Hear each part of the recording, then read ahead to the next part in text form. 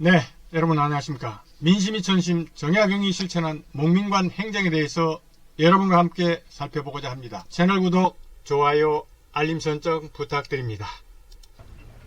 네, 여러분 안녕하십니까. 다산TV 다산신부름꾼 진기동입니다.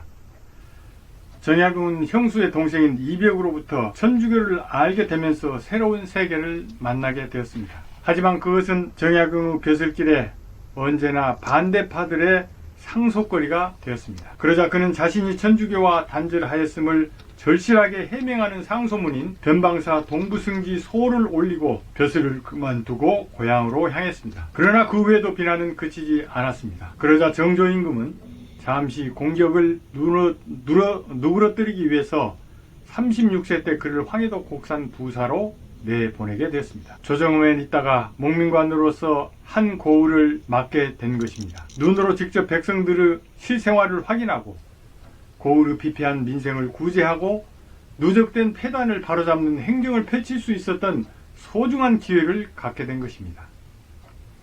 그렇게 부임하던 길에 그는 첫 번째 고객을 만나게 되었습니다.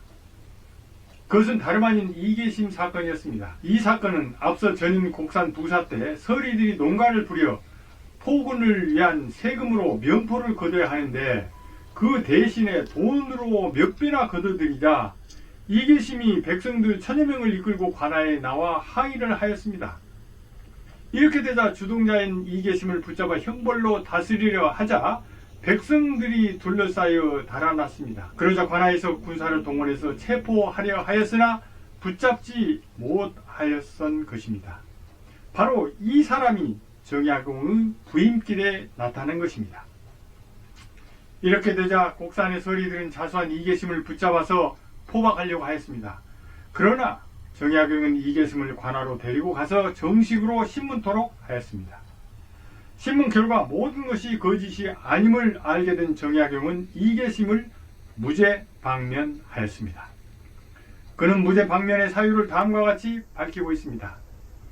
관청이 받지 못하게 된 까닭은 백성이 자신을 위해 도모하는 데 겸허하기만 하고 폐단을 들어 관청에 대들지 않기 때문이다. 너 같은 사람은 관청에서 천금을 주고 사야 할 것이다. 네, 자찬 묘지명에 써있는 글입니다. 정약용의 첫 번째 고개는 전체 주민들에게 이제까지 보지 못한 광경이 벌어진 것입니다. 그는 백성들이 폐단을 고치기 위해 관청의 행정에 저항하는 태도가 오히려 관청이 밝은 행정을 하는데 절실하다는 새로운 인식을 갖도록 하였습니다. 뿐만 아니라 관청은 백성 위에 군림하는 것이 아니라 백성의 고통을 해결해주고 살 길을 열어주는 것이 바로 관청이 해야 할 일이라는 것을 대내외에 선포한 것입니다. 정약용은 곡산부사 2년 동안 역사에 남을 치적을 남겼습니다. 그가 목민관으로서 쌓은 치적은 바로 백성을 위한 정치가 과연 무엇인가를 실제로 보여주었습니다. 먼저 제도 개혁입니다. 그는 무엇보다도 척도 기준인 자의 길이를 정확하게 해서 백성들이 바치는 포목의 부담을 덜도록 하였습니다. 왜냐하면 아전들이 자의 길이를 속여서 백성들의 부담을 주었기 때문입니다. 그리고 가좌표 또는 첨기부라고 하는 호적 일람표를 창안해서 아전들이 세금을 거둬들이면서 농간을 부리지 못하도록 하였습니다. 또 경유선 이외 지도를 그려 마을마다의 넓고 좁음은 물론 사람의 거주 여부까지 정확하게 파악하여 공평한 조세 부과를 하도록 하였습니다.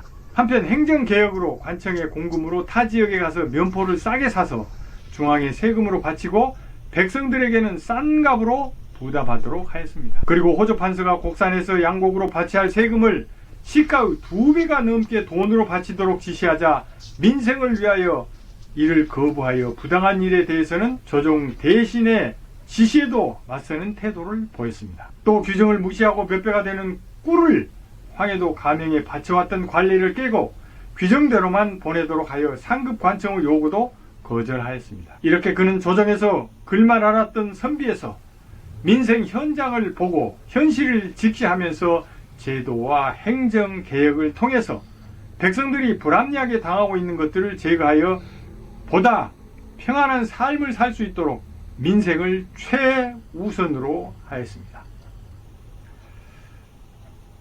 정약용은 목민관으로서 백성을 위한 정치를 베푸는 데 심혈을 기울였던 것입니다. 이러한 목민관으로서 실제 경험은 뒷날 목민심서 저술에서 목민관의 실무 과제를 구체적으로 제시해서 설득력 있는 저서로 만들 수 있었던 것입니다. 그리고 정약용은 또한 의학서인 마과해통으로 천연두의 치료법을 정리해서 백성들을 구제하는 가장 큰 과제의 하나를 해결하였습니다. 그가 종두법의 연구에 노력하였던 것도 바로 사람의 생명을 살리겠다는 뜻을 실행한 것입니다. 그는 또 농업진흥을 위한 논문이라고 할 수 있는 응지론 농경소를 저술하였습니다. 이는 정조 임금이 널리 농사에 관한 서적을 구하라는 왕명을 내리자 이에 응하여 올린 상소로서 농업정책의 혁신을 지배하 기술 개발로 농사를 편리하게 하는 편농과 행정제도로서 농민을 이롭게 보호하는 후농과 농민의 사회적 신분을 높여주는 상농의 세 가지를 기본 강령으로 제시하였습니다. 네, 200여 년 전 한 고을의 수령으로 2년간 근무하면서 이룬 다산의 치적을 살펴보면 오직 민생이 최우선이었습니다. 민심이 곧 천심이라는 것을 실천한 목민관이었습니다. 오늘날 국민을 위한다고 하는 공직자들이 다시 한번 되새겨보아야 할 대목이 아닌가 생각됩니다. 감사합니다. 지금까지 다산TV 다산심부름꾼 진기동이었습니다.